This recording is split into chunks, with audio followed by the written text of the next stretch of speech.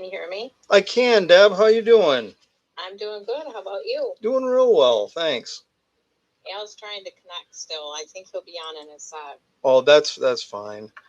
I've the way that I've got this set up right now is I'm hoping to have this run so that the Zoom meeting will run, and at least in my mind, the way this would work is it would be um, right at the beginning, just kind of a time to interact with other people, at least for this 40 minutes. And I might go 20 minutes after, just carving on the live stream Yeah. as well. Well, that's So what I didn't know, the live stream. I think I can bring that up on the TV, but I figured for right now I'm just doing this. yeah, the Zoom's fine. I mean, what's happening right now is this is actually recording as well um, on the live stream. But Okay. there's only one view on the live stream. I don't have the actual stuff to make it so that it'll record Yeah. in a different point of view. So once I get something along those lines, I'm still doing some research to figure that out. Once I get that, I'll be able to actually make it so that this is more, at least a little bit more interactive. I can at least change the viewpoint. You won't just have to see my hands moving on wood. So, Yep, I hear you. because that's the way it would be. But Well, when it popped up with my phone thing listed on there, I didn't type my name or anything. I didn't know you're for sure what to do. you're fine. There, so Right now we're an army of two. It's you and I. Yep. Well, no, 3. Al's behind me. He's listening. Hi, Al. Good to hear from you. Okay. So I guess first off, I'm going to say welcome to everyone. My name is Scott Buckmaster, and I've made this channel. What I'm doing is I'm hoping to make this a weekly uh, adventure, something that allows us to learn a little bit about the history of decoy making. Something that's a rather proud moment in Cadillac history. I'm sure I'm going to be making a lot of mistakes as I get started here. This is my first time, kind of having my own YouTube channel, being able to go live, being able to actually interact with other people. So I'm going to be kind of making this almost as almost like kind of a class, I guess, at least for this first little part. But I know that, in the future, or I'm hoping in the future, there may be some more notable figures that come on as well that are carvers. They may be able to come on here, enjoy this as well, enjoy this time together.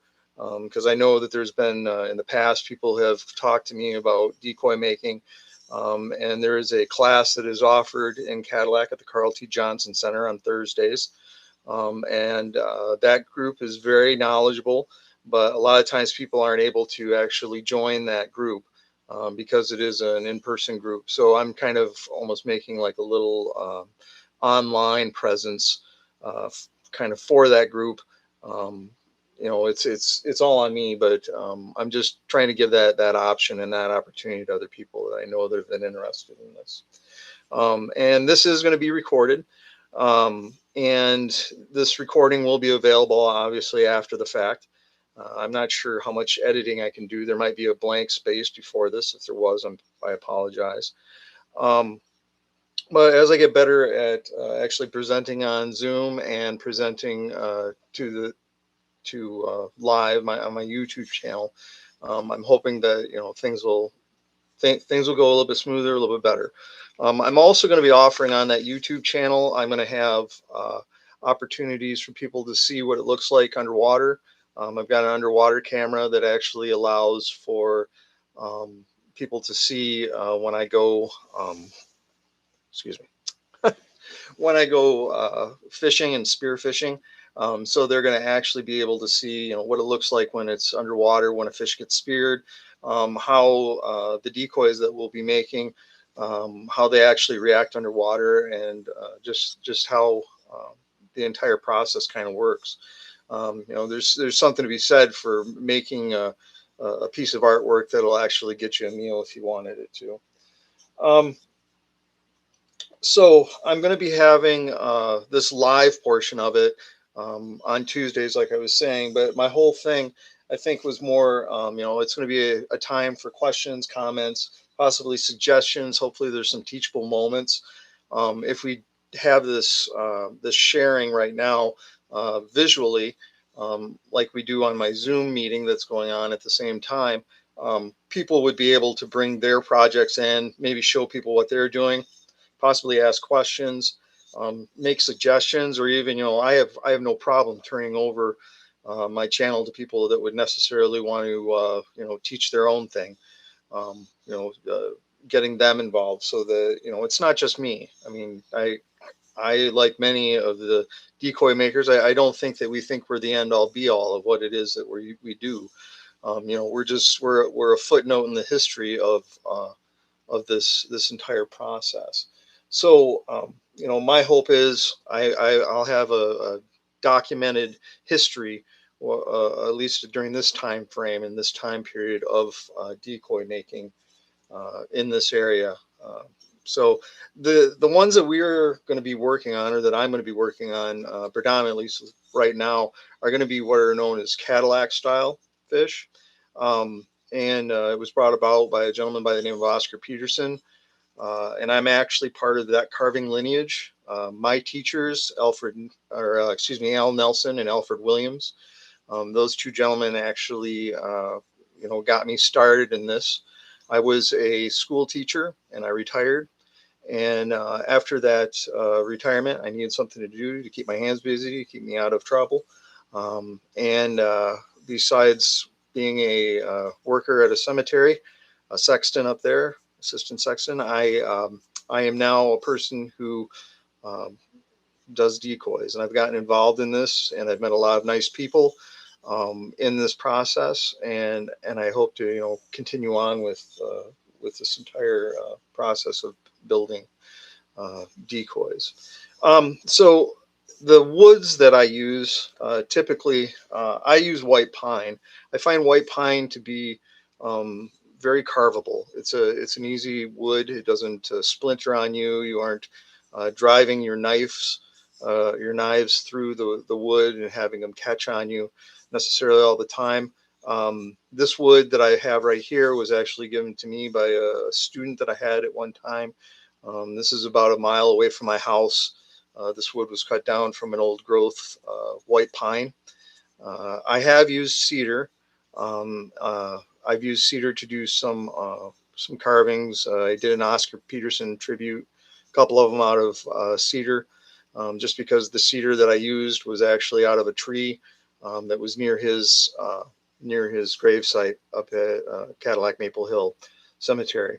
So I don't necessarily like using cedar. To me, cedar, while it's a carvable wood, to me it irritates my skin, and I find it very irritating. Just the actual the kind of the caustic nature of the oils that are in it. Um, you can use other things though too. People will use basswood. I don't recommend that necessarily. It tends to rot rather quickly.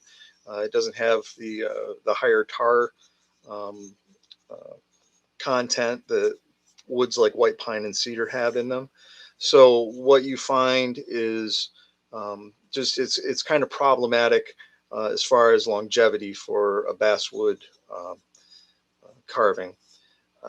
So after you get your wood, whatever it is you've chosen, the ones that I'm using are typically out of this actual 2x4 lumber. So this wood's cut and it's given to me in a 10-foot section. And then out of that, I can actually pick and choose. You want to try to avoid knots, things like that. Any kind of imperfection that you might be able to see in the wood, you want to try to avoid. It just makes it more difficult to carve around. You'll find your blade actually sticking in it. And it'll tend to kind of chip as it gets close to it and actually peel off.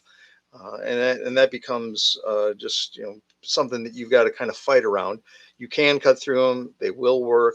I just kind of suggest, if you're looking for ease of carving, you want to try to avoid that. So finding something that has little to no knots in it is going to probably be your best bet as you move forward into carving. I usually take my wood, and I have patterns for these. And these patterns I'll lay out onto the wood, and then I can trace around those patterns on the wood, and then I'll take it to my bandsaw.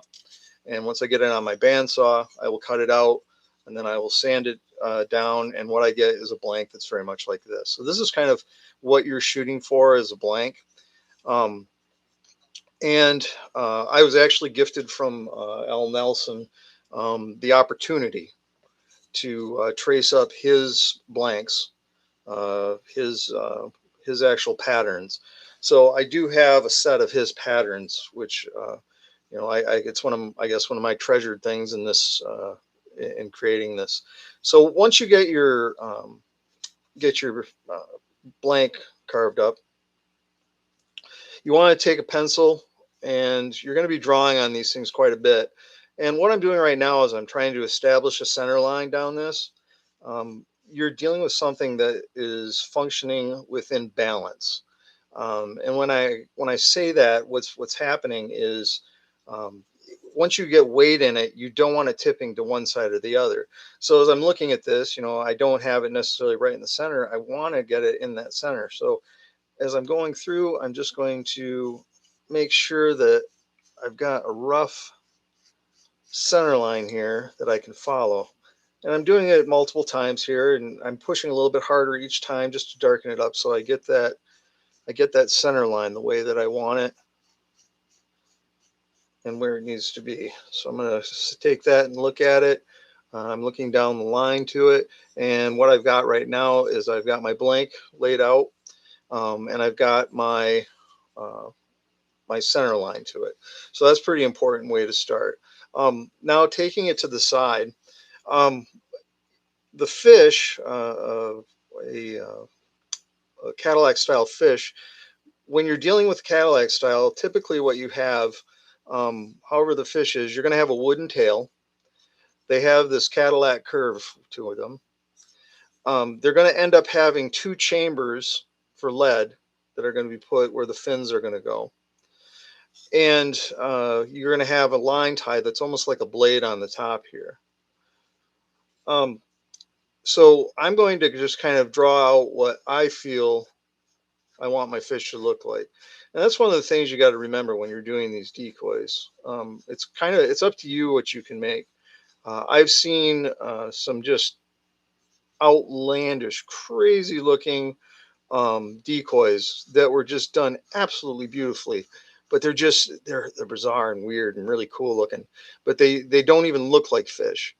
So with this, I'm just going to try to make it look like a fish. I'm going to carve it out to make it have kind of that sweeping back line that you get with a fish.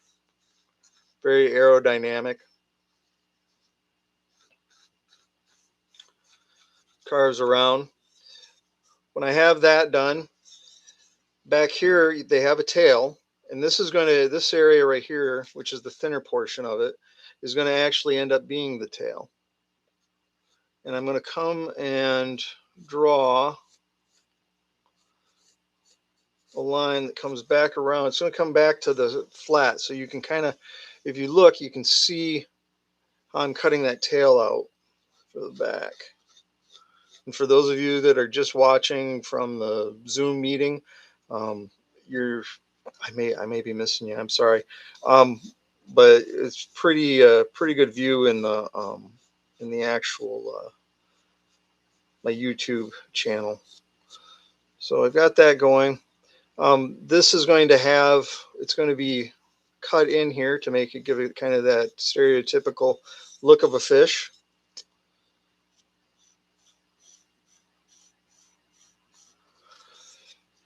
Up here to the front, and I might end up making this a little bit shallower right here. I may make this a little bit narrower. Excuse me, not shallow, a little bit narrower.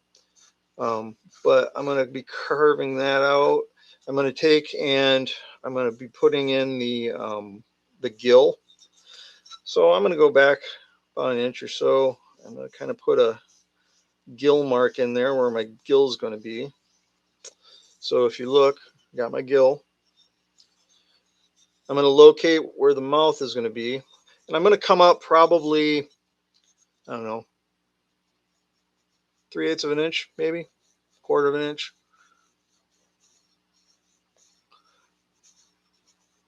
And I'm drawing a straight line, and that'll end up being its mouth. I'm going to have an angle that comes up from the back corner of that. From this back corner, it's going to go up toward that front, like the nose, I guess, if you want to call it the nose of the fish.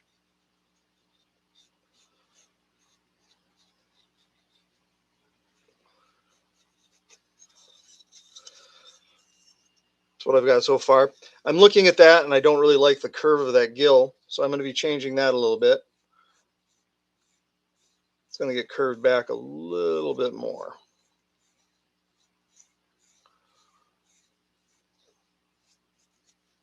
I'm not sure my eraser's good. There's that. So looking at that, I think that's a little bit better looking gill on that. My fins are going to be going down toward the bottom. As far as the fins go, you're going to be wanting to look for some material. Some of the materials that get used for fins, copper is probably one of the best materials to use. You can use stainless steel. I wouldn't necessarily suggest aluminum. One of the cooler things that I've seen used, it's been used by he's just a master artisan.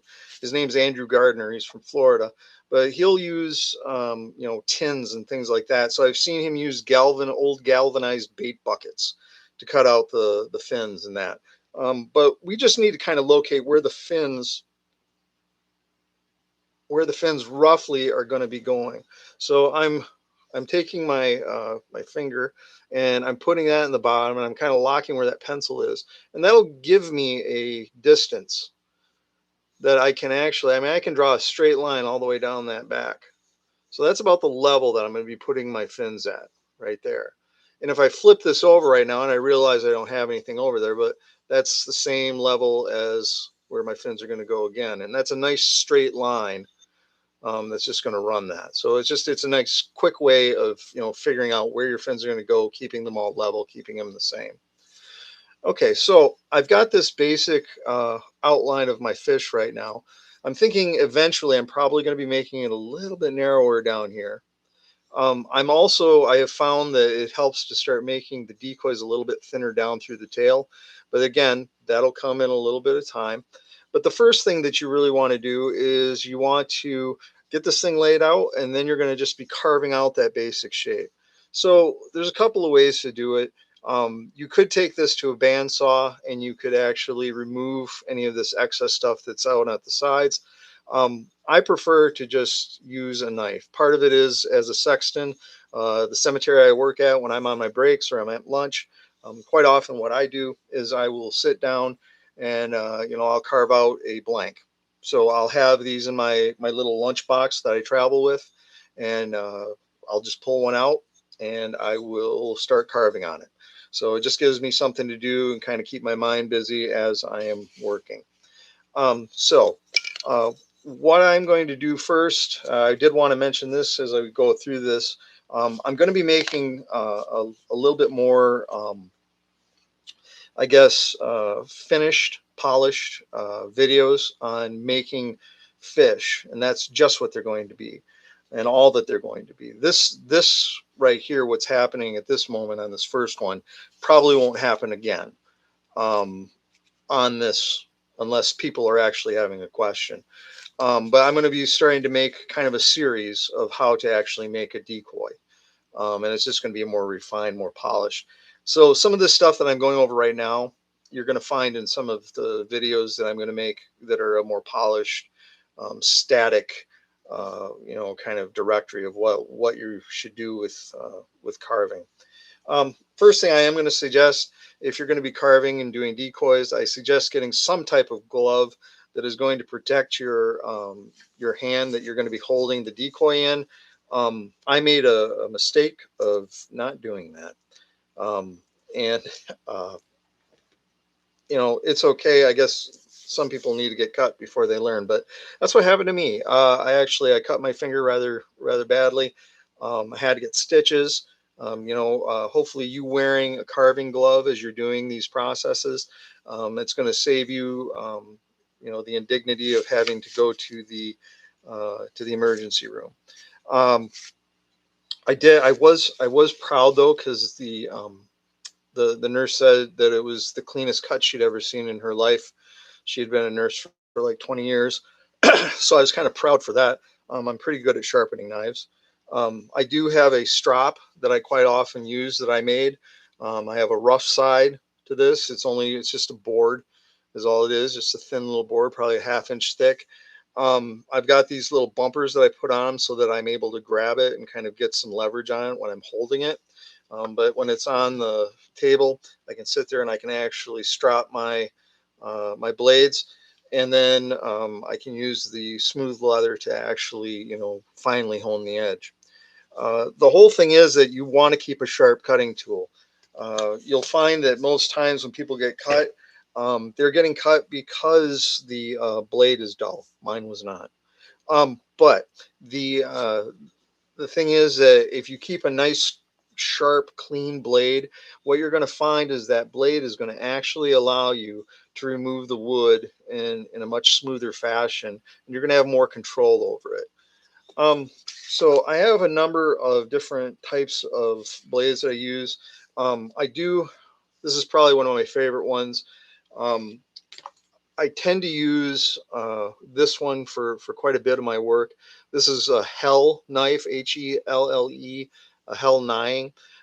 This knife, when I originally got it, I looked at it and I wasn't quite sure about it because the handle looked kind of awkward to me.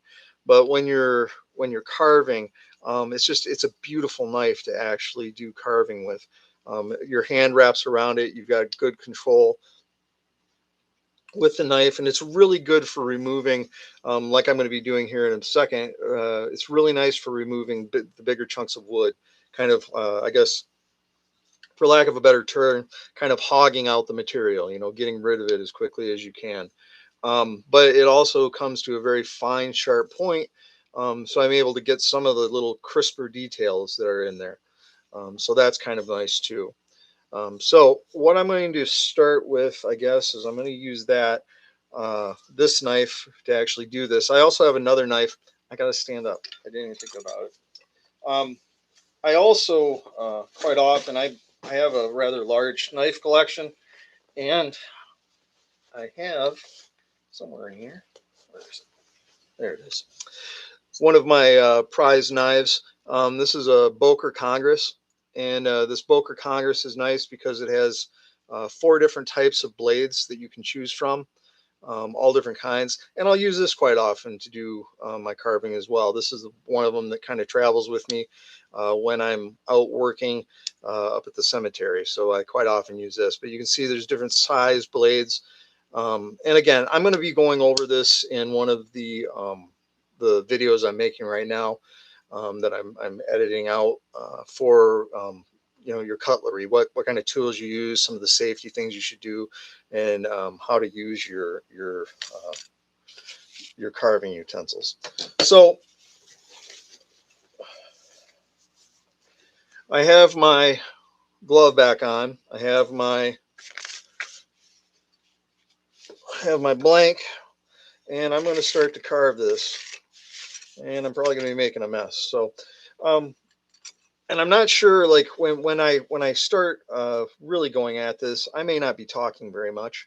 But the whole thing is, this is live. And again, my vision for this kind of work, or this kind of video, is I'm hoping that other people will come at some point and they'll be carving with me while I'm carving. So it's not just going to be just me putting on a show for 40 minutes. My hope is that it's a time to kind of share, to ask questions, because my hope is this will draw some knowledgeable people in as well. So that's kind of where this will go. So I'm going to try to get rid of this wood and the wood that comes down along the back, and it shouldn't take me too long. I'm going to avoid getting rid of this little part that gets chunked out of the tail, because that little part that gets chunked out of the tail, I have found that it tends to crumble, like right here at that point. So I have found that using my sanding belt, that tends to make it a little bit easier, and it becomes a more refined edge to it than carving in there and digging away at the wood that goes down there. So here we go.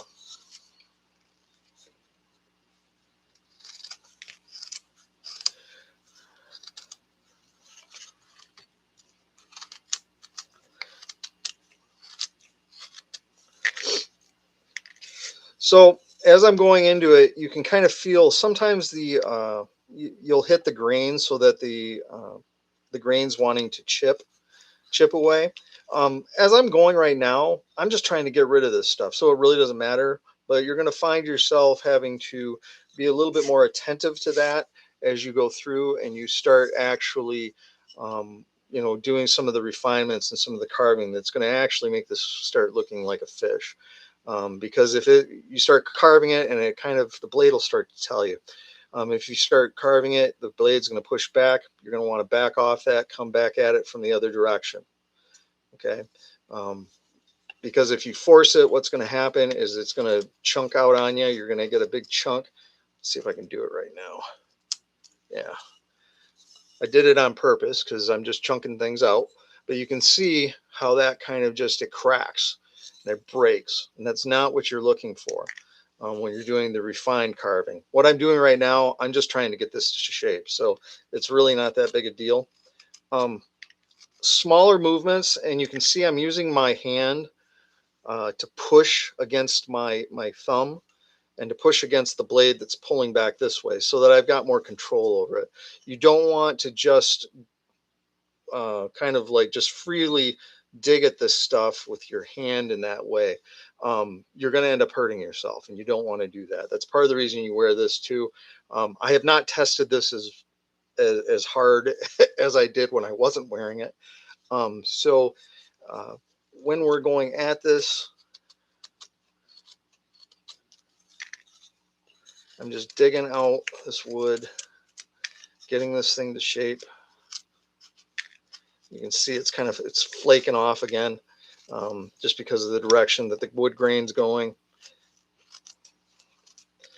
But I'm always in control of that blade. And I just got the 10-minute warning.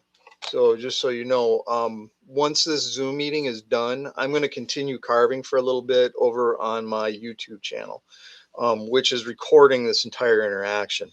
So on the YouTube channel, though, there's only one view, whereas on this one, I've got two going right now. And actually, I think I'm going to try this out. Let's see here. Be this one. Yeah. So this is what, with this view that I just changed to, this is what the viewers on the YouTube are going to be watching. This is what they've seen the entire time because I have not been talking to them. And so I'm getting this down, this tail area.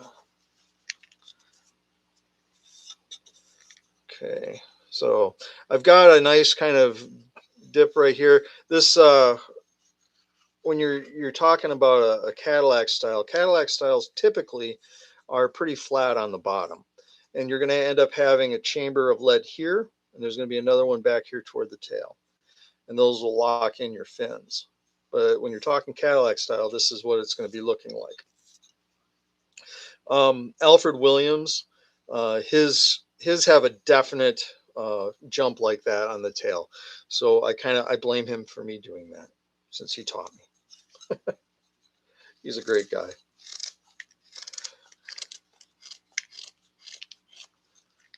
So again, just hogging out the material. I'm going down the back. You'll see as I'm hogging out this material, I'm getting rid of my center line, which basically means that once I get done doing this, I'll be coming back and I'll be putting that center line back in.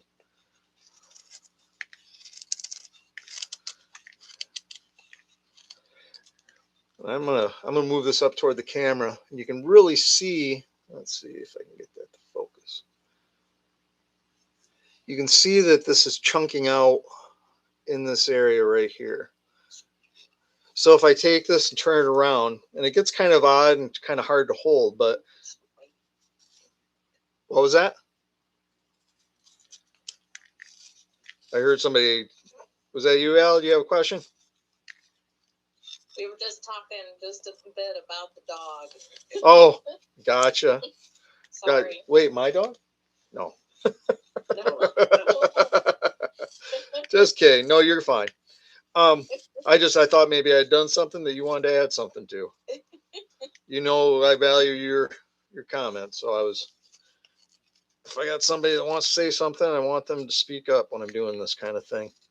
Well, we're thinking there's a couple people we need to get on your next one because there's some that really want to do the learning from hands-on, and it really will be perfect. Well, that's kind of what I'm hoping. So, Yeah. you know, that was my entire. We need to get the tool into their hands to know how to connect and get on these. Yeah. Well, if they join my my YouTube channel, they'd be able to follow it. I'm not sure how often I would actually be using it where you'd see my face. I did that more tonight just because I was kind of introducing myself and talking, which would be to a group. But obviously, I mean, it's you and I at this moment, but hopefully it grows. And I'm just trying to share some of this knowledge. So once I get done tonight with this, I'll just set it aside until next week, and I'll have it right here where I was. So I'll kind of continue there. But I do have, like I said, I'm in the process of putting together some other videos. Specifically, I've got what do I have coming up. I wanted to do carving utensils. I wanted to do one on reference materials. I want to, reference materials like books, mentors, people that I've had interactions with, like you and Al. Just to be able to put names and people that are still available to share this information with, that kind of thing. To seek out the legends, to seek out the Sunny Bay Shores and the Michael Holmes and the people that are still here. Yeah, all of them. Just that's kind of my hope is to have them, um, if not them personally, to at least let people know what their names are, so if they're really interested in this, they're able to seek them out and find them. But I was going to do that. I was going to go through, like, I have a portable tool box that I have that I'm going to I want to go over as well, just with some of the things that I have found that are really useful to have at your beck and call as you're carving. I don't carry it with me all the time, but like if I was set up for a couple of hours somewhere carving, I'm going to have that toolbox with me. It's got like a small anvil in it. Just there's a lot of things in it that will help to make your life easier. I wanted to talk about wood types, basic shapes, that kind of thing. I was going to go over how to finish the actual, the shape of the body. I wanted to go over making lead cavities, how to treat the body with super glue, those kinds of things. I wanted to go over all of the leading, like the actual filling of lead and putting the fins in and how to lock those in and pin them. So that would be another one. And paints then, too. Yep, and the last one would have been the painting. I'm going to go over the painting and finishing, different techniques. And I don't do airbrushing, and I'm gonna put a big yet on the tail end of that. But eventually, I do want to do that. I want to start airbrushing a little bit. People like Sunny use oils still. Yeah, I know. I've never used them. All different. Yeah. There's all different kinds, and I respect that. I know that there is. I just I'm gonna do what I do and share it, and hope that if I'm doing something wrong, I hope somebody says, hey, you could do this way and it'd be better. Because most of the stuff that I've learned in this little adventure I've had with carving has been just through other people and them being willing to take a chance on teaching me how to do something. So I kind of feel a responsibility, I guess, at this point, that I need to kind of carry this on and be able to share and give to other people. So well, and there's so many younger people that are interested that don't know where to start. Yep. And that's going to be helpful to them. Yep. I was thinking the Alvaran. Yep. Oh, yeah. Yep. Yeah, and a lot of those, like I know I've got them as friends on my Facebook. I'm not sure that they may have seen it. Yeah, I think it's Alan Alberon, and yep. he is one from Sturgis that really, he started buying decoys, and he wants to learn and wants to do, Yep. and he's young. He'd be able to get on all these and Yep. look at your different videos, and it would really help him. Yeah, that's my hope. That's my hope that's what that kind of goes. So I mean, I know you guys are pretty connected in the the decoy biz. So if you want to share my information with anyone, please feel free. If they want to reach out to me, I'm fairly approachable. Have them get in touch with me, have them talk to me about it, figure out how we can get them involved. And at the Ohio show, we would be able to hand out your information, and if we can maybe put it on something like a postcard type thing. Right. We could hand those out to the people that say, "Oh, I'd really like to learn how to do this." When is that show? Coming up.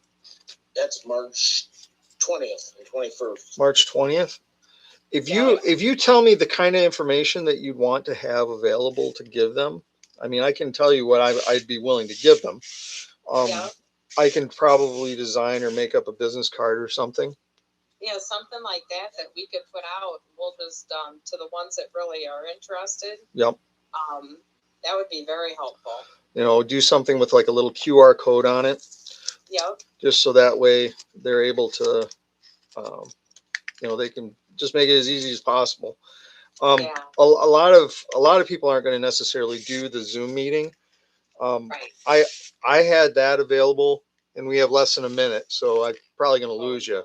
Do you have me on the I was trying to get it on, and I didn't get it on yet. Oh, okay. You should be able to go to my YouTube channel, but if you had them able to get to my YouTube channel, they'd be able to watch my YouTube channel. I'm going to be doing this Zoom meeting just for like this kind of interaction, so that I can actually talk to people. Otherwise, I'm not going to be taking the breaks to actually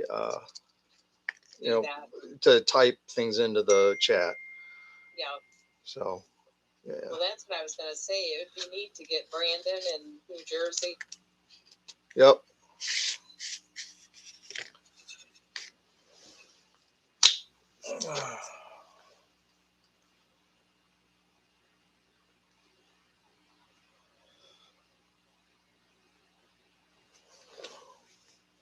Sorry about that. My free meeting to YouTube, or my free meeting to Zoom just ended. So I am done with that for the day. So I'm going to be back here, but I wanted to call somebody real quick. Let's see here. I wanted to try and get, this woman's name is Deb Reed. Deb is she's an accomplished carver as well. Her entire family, Deb, Al, Sean. Let's see. I'll call her right now. So.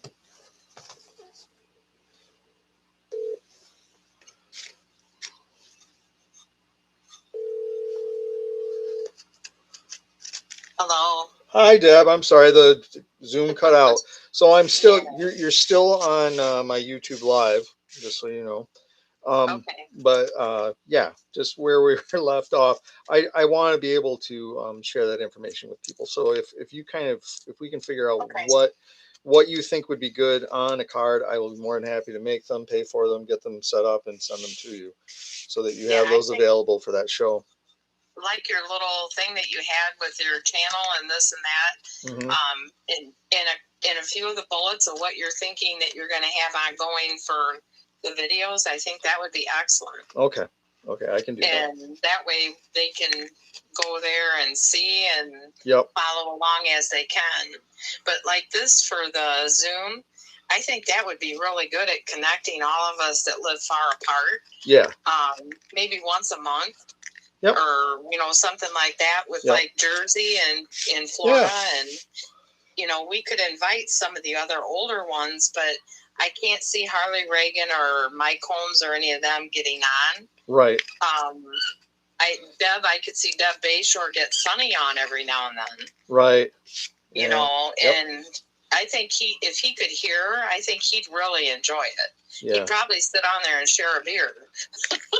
The way he is. That is understood. Yes. If not expected. So right. Yeah. I think he would enjoy sharing what he does and, you know, seeing inside of his little space where he carves. Right. That would be pretty awesome. People would really love to see his tools and be able some to of the things. Yep, just interact in that way would be phenomenal. Absolutely. I mean, it's one of those things where, and I hate to think this way, but you know, we have generations that are beginning to pass. So exactly, and that's what we talked last year. We've had 2 or 3 pass the last year, and it's like it's hard. We know it's coming, but we need to enjoy every moment with all of us that we can, because we never know who's going to be gone next year. Yeah, and there's just I hate to see this. I guess this tradition lost because of that. Like no one to carry on the mantle of it. So, well, and they say kids are getting back to wanting to do things like this. Yeah. Where for a while it was they're wrapped up in their phones and everything else, but more and more kids are finding that they want to do things with their hands, and I think we gotta encourage that. Yeah, I would wholeheartedly agree. Yeah. So no, well, we really enjoyed it, and next time we'll get on the YouTube. Your camera was awesome. My what? Your camera. It was awesome. We had it on my phone, and Al could see and hear it really well. Yeah, so it was very good. Good. I appreciate that feedback. Because I'm not exactly sure how I should have this thing set up. I've got the one camera direction is all I'm allowed with YouTube right now. I think that I can actually find, and I don't know if somebody, and again, you're on YouTube, if somebody can tell me what to do at some point, like if there's a program or something that would help me to be able to switch between on my YouTube live, I'd appreciate that too. Oh, okay. So it's just right now all it is just the one, like that overhead view of me carving that you guys got right there toward the end. That's all I've got available on YouTube. Yeah. Now I could go just above or just to my face, but the way and what we're doing, I want them to be able to see what I'm doing, not necessarily see my face. Yeah. So today was what your hands and everything and how to hold it, and that's important. Yeah, because today was more of just a kind of meet and greet was my hope, and I'm hoping somebody might watch this in the future here and they'll go, oh, okay, I see that. And it's like Jim Schwartz, he came over. Al and him are meeting Tuesdays to work in Al's shop and stuff, and he would be another one that I think would do this. He's not on Facebook. His wife is, but I think he could maybe get onto that and enjoy that. Okay. Well, I mean, and again, YouTube's not Facebook, so go on YouTube and just join my my channel. Well, leading to where he needs to go, because he kind of doesn't do that kind of stuff, does he? He's not real techy, but we'll help him. We're old and we can do it. He can. There you go. I like that kind of that's that moxie, that go-gettedness there. That's all good. Absolutely. Very much. Very much. Anyway, well, we enjoyed it, and till next time. Yep. Thank you, Deb. Thank you, Al. I appreciate you kind of being a guest on my show. No problem. Till next time. Take care, guys. Bye. Bye. Bye. Okay, so while we were talking, I was kind of just going through the motions of carving. So I've got everything, the basic shape kind of chunked out, and he is chunky. He's chunky. I had drawn out my my one gill plate for this, and I had drawn out my mouth. Now I have over on the other side, I have actually, if you look, I took this line, drew it across to this side, and then I measured up, and I used that that same kind of technique that I did over with doing where I wanted to locate these fins. I can locate the height of the mouth. I can rotate this over, and there's the height of the mouth right there. So I'm able to draw that line for it. I can do the same thing with the gill. I can put the gill across. Okay. I put a straight line across the bottom. That's where this point is, right there. I can bring this line up. I can bring a straight line across. I can take my pencil. I can measure down how far down from that point is the top of it. And again, I'm kind of locking that in. I'm using my finger and the pencil to measure. So there I have my measurement right there.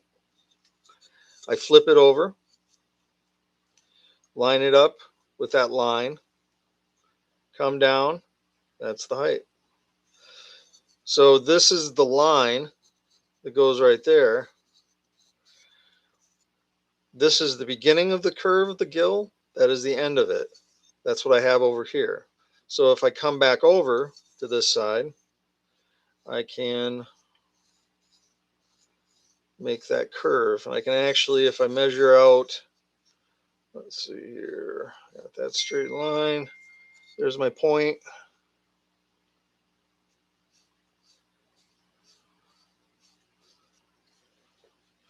Am I watching you live? Somebody just asked me. Let's see. I'm not sure. Somebody I think is out there. Somebody just asked if they're watching me. If you want to chat, there's a chat box. You can tell me who it is that's watching. I'm not quite sure. It shows me as having somebody else watching, but I don't have a list of participants that I can access.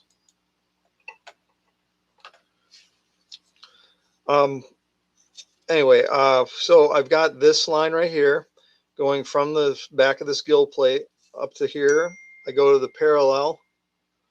Jersey, dude, great to see you. We were just talking about you. Scott says hi. So I've got this line coming up, and it gives me the back end of this gill plate. So now I've got kind of that gill plate. This gill plate's going to be the same as this gill plate here. So welcome, Jersey. I'm going to come back over, and I'm going to basically like use the tip of my blade to put a line in where this gill plate is, and I'm also going to use it to rock in this line for the mouth. But I'm going to do that on the other side. I've already done it for this side. So coming in here, if I take and I put my point right here, I can take this blade and see how it's going. I got this, and I can rock this forward, and that's putting a knife line right along here. So I've got a nice little kind of groove for my carving to begin. And I'm going to put it back into here, that point, and I'm going to rock it down along that line that I did for the bottom of the mouth. Thanks for joining me for a bit, Mr. Jersey. I appreciate it. It's Brandon Thomas. He was a drummer for a rock band, Dim Mak. Very cool guy. And he's from New Jersey, if you haven't figured it out. What's going to happen is now I'm actually going to be using Flex Cut. Makes nice little some knives. These are some protectors I made. They're magnetic, so they hook onto this and go over my blades. But Flex Cut makes some nice knives. I have this little tiny push gouge, and I'm going to take that and actually I'm going to ride that along this edge to dig away at where that gill is going to go. So I'm just kind of digging in just a little bit. It doesn't have to be far. I'm just doing that so I got a place where my blade's going to try to stop. I'm going to roll that over. Oh, I got to get this cut with my knife.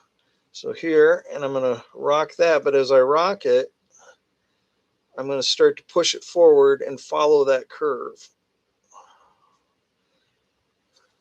So I've got that curve followed now with my blade, and then I come back with this gouge,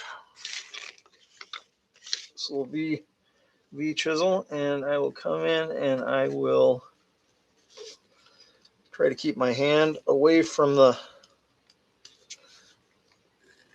V because it gets sharp. I'll get that one. So again, now there's a groove that's coming down through here on this side. There's another one that's coming down through this side. As far as the mouth goes, this mouth, what's going to happen is I'm going to be going in at it from this side, and I'm taking it the blade and I let it bite into that top area, and I kind of slide it to the side as I'm pushing down. So what that allows me to do is it goes down to where that other line was that I made, and it stops. So I'm not going to be carving out that mouth, the entire mouth. There's going to be almost like a upside down pyramid inside that mouth. So there's going to be a line that's back about right here. And where that line is, I'm just going to angle the cuts all the way there so that it's angled from here to the actual beginning of the mouth. To get that front angle, I'm starting up here where my blades met. And again, I'm pushing and sliding it to the side as I go. So I'm going to get that down, and you can see I'm chewing that out. So I'm starting to get that angle. I want it to go back to probably about right there. So I'm going to take this and I'm going to push down a couple more times.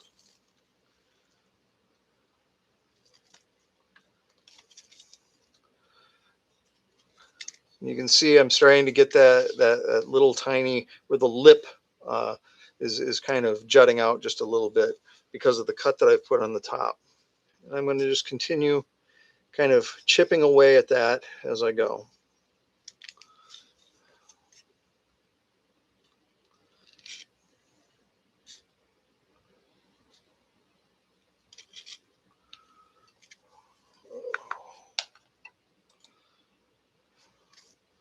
I'm only going to be carving for about 8 more minutes or so until 7. Usually the way I'm thinking going to work is the first 40 minutes, there's going to be a Zoom meeting available for this. And that's so that it can be like a face-to-face opportunity if need be. If there's people that want to share things or want to show things that are going on, that'll be the first 40 minutes. After that, what we're going to have available is we're going to have just the YouTube Live will be continuing on. So these YouTube Live videos will actually be about an hour long. And the only difference really between the YouTube Live and the Zoom is the fact that you're able to, sometimes with the Zoom, you'd be able to get a different point of view. But we can see that mouth is starting to shape up and starting to look like a mouth as I'm digging away at it.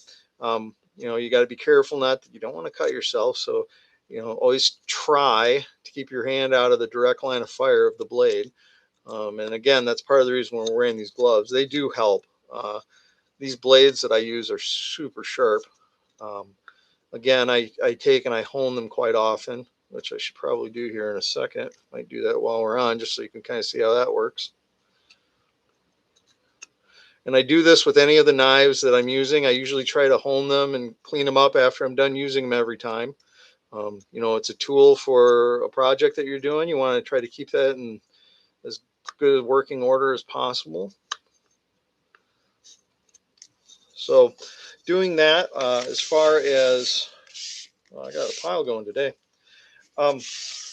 This is the homemade strop I was telling you about that I made. It's a piece of wood. It was a sample of wood, I think, for like siding, for wood siding. I used some spray adhesive to put a thinner piece of leather, rough side up, and then another piece on the other side, rough side down. These pieces right here I use, they're just little tiny bumpers that you'd like put on the bottom of a stool or something like that. I use those. I guess a lot of things I do, I make them because they're things I need, and they work in my mind, I guess. But I'm able to take this. I can set this up here. I can hold on to it. I've got leverage because I can hold on to those, and then I can take my blades and I can drag them down here. This rough side, you can see it almost looks dirty. That's actually what's called jeweler's rouge, okay? Or it's basically like a grit, a very fine grit, and it helps to get that back, that sharp edge back. Just not a lot of damage is going to occur to these knives because I'm not cutting anything that's really hard. But this takes the metal on that edge of the blade, and it just it pushes it back to where it needs to be.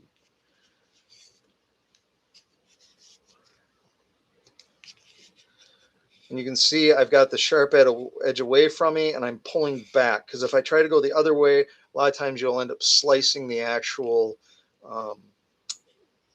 leather, and you don't want to do that. So you take it and you draw it back. I've got it on that edge, and I'm drawing it so that it goes right along that back side, and it's going to give me a real nice sharp edge.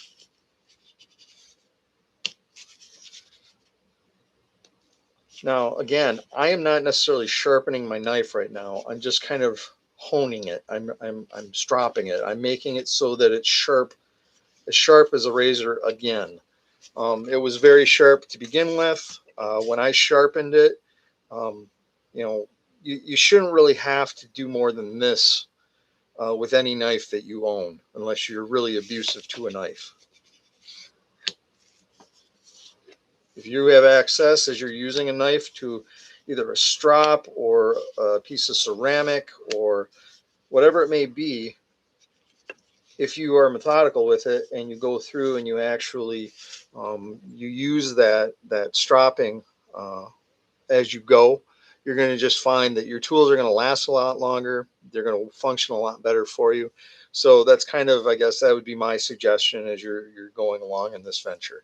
Try to have something to help you keep your tools, your utensils that you're using up to a high quality, just so that the products that you turn out become high quality as well. So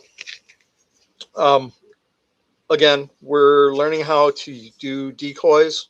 Next Tuesday when we come back, I'm not going to have done anything on this one. I may have things to share, I may not. I have the opportunity to share with you, though. So if any of you that have watched this over this past week, if you're like, hey, I'd like to see something, do me a favor, try to get in touch with me, contact me, and I'll try to have things available for you when that time comes. I appreciate anyone that's watched this, or anybody that has been keeping up with this or has come back and watched this. And if you have, again, any questions, please contact me. And if I don't know, I'll find somebody that does, and I'll try to find an answer for you. But I thank you very much for your time. And I look forward to kind of having a weekly meeting on Tuesdays with everyone that wants to show up. It's been an honor, and I hope you've enjoyed it. I'll see you next week.